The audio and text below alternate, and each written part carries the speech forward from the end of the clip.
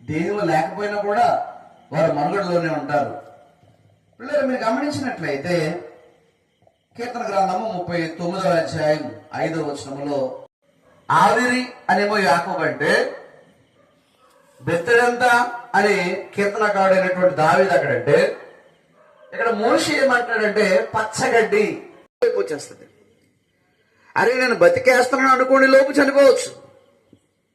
అరే నాకు బలం ఉంది అనుకునే లోపు మరలా మనం భూమిలోకి వెళ్ళిపోవచ్చు.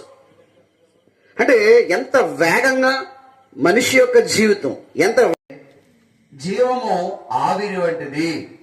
జీవాన్ని గురించి ఏమన్నాడు? మీ జీవం ఏ పాటిది, ఎంతలో కనబడి అంతలో మాయమైపోయేటువంటి ఆవిరి వంటిది కాదా? నేడైనను రేపైనను ఓడిపోవచ్చు, లోకమవచ్చు. కానీ పిల్లలు మీరు జ్ఞాపకం చేసుకోండి, పరిశుద్ధుడికి ఎప్పటికీ కూడా కుళ్ళు అనేటువంటిది పట్టదు. పిల్లలు మీరు గమనించినట్లయితే బబులోను రాజు ప్రపంచాన్ని పాలించాడు, మాదీయ పార్శిక రాజు ప్రపంచాన్ని పాలించారు.